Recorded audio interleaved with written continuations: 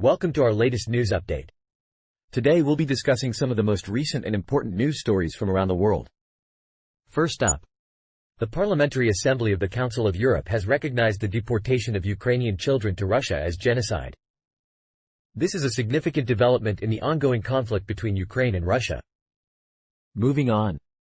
Reports suggest that Russians who are trying to help the Kremlin are being scammed into throwing Molotov cocktails at its offices and cars instead. This is a bizarre and concerning development that highlights the dangers of propaganda and misinformation. In other news, Putin has signed into law a decision to deport Ukrainians without Russian passports from Russian-occupied Ukrainian territories. This move has been widely criticized by human rights groups and is likely to escalate tensions between the two countries. Additionally, the Democratic Alliance in South Africa has warned that Putin will be arrested if he sets foot in the Western Cape. This is a bold statement that underscores the growing international pressure on the Russian leader. Finally, a partisan attack has killed a police chief in Russian-occupied Melitopol, highlighting the ongoing violence and instability in the region. With so much happening in the world, it's important to stay informed. So, let's get started. Well, folks, we have some breaking news tonight. The Parliamentary Assembly of the Council of Europe has recognized the deportation and forcible transfers of Ukrainian children to the territory of the Russian Federation as genocide. This is a really serious issue, Barack. Can you give us some more details on the resolution that was adopted? Well, Katie, the resolution titled, Deportations and Forcible Transfers of Ukrainian Children and Other Civilians to Russian Federation or to Ukrainian Territories Temporarily Occupied, Create Conditions for Their Safe Return, Stop These Crimes and Punish the Perpetrators was adopted in Strasbourg. The resolution states that the forcible transfer of children from one group to another group, with the intention to destroy, totally or in part, a national, ethnic, racial or religious group is considered as a crime of genocide under Article 2, Paragraph E, of the 1948 Genocide Convention. This is a really disturbing situation. The illegal deportation of Ukrainians to the Russian Federation from the temporarily occupied territories of Donetsk and Luhansk oblasts started before the beginning of the full-scale Russian aggression against Ukraine, when children from orphanages and disabled children were deported. The pace called upon the International Criminal Court to consider the possibility of criminal responsibility for this crime. This is a really important step towards justice for these children. The Assembly supports the investigation and prosecution of the state policy of forcible transfers and deportation of Ukrainian children by the Russian Federation, and Ukraine's potential actions before the International Criminal Court and the International Court of Justice. It's important that we hold those responsible for these crimes accountable.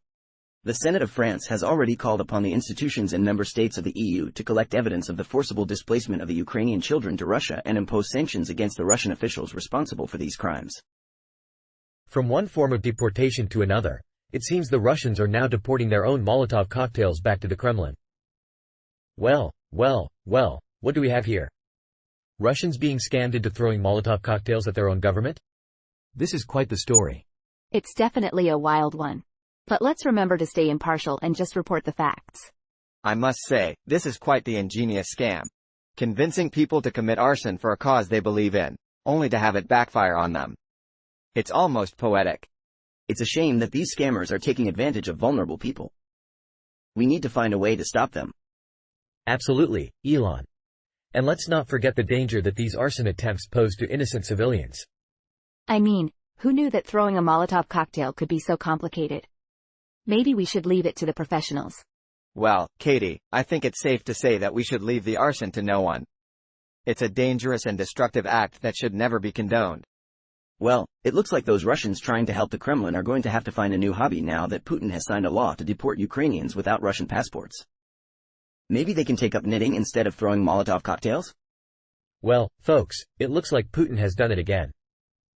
This time, he signed a decree allowing the deportation of Ukrainians without Russian passports from Russian-occupied Ukrainian territories.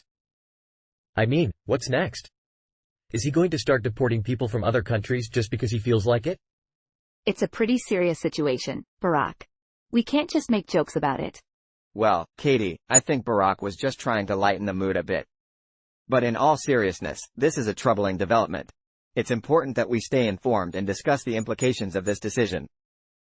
I agree, Albert. It's important to understand the context of this decision. Putin's decree stipulates that citizens of Ukraine or holders of passports issued by Russian-controlled puppet republics must either become Russian citizens or declare that they do not wish to do so. Those who choose the latter will be considered foreigners from the 1st of July 2024 and may be deported. And let's not forget the clause about deporting those who allegedly pose a threat to Russia's national security. This could be used as an excuse to deport anyone who speaks out against Putin's regime. Well, I don't know about you guys, but I'm starting to feel like I need to get a Russian passport just to be safe. Let's not forget the background of this situation. The International Criminal Court has issued arrest warrants for Putin and others in relation to the illegal deportation of Ukrainian children from the temporarily occupied territories of Ukraine. And the Parliamentary Assembly of the Council of Europe has recognized the deportation and forcible transfers of Ukrainian children to the territory of the Russian Federation as genocide. Well, I guess we can add genocide to the list of things Putin is known for. What's next? Is he going to start a space program and try to colonize Mars? Well, it looks like Putin won't be vacationing in the Western Cape anytime soon. In other news, he's really cracking down on those Ukrainian passport-less tourists. Well, this is certainly an interesting development. Putin being arrested if he sets foot in the Western Cape. I wonder how this will affect the relationship between Russia and South Africa. It's definitely a bold move by the Western Cape premier. But I have to wonder, is it really within their jurisdiction to arrest a foreign leader? Well, Katie, I think it's safe to say that the laws of physics don't apply to international law. But in all seriousness, this is a complex issue that requires careful consideration. I agree with Albert. It's not as simple as just arresting a foreign leader. There are diplomatic implications to consider, as well as the potential for retaliation. Yes, and let's not forget the fact that Putin has a bit of a reputation for being a tough guy. I wouldn't want to be the one to try and arrest him.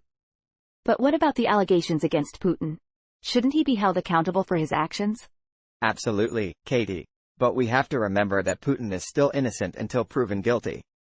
And even if he is found guilty, there are proper channels for dealing with these types of situations. I think we can all agree that this is a complex issue that requires careful consideration. It will be interesting to see how it plays out in the coming weeks and months.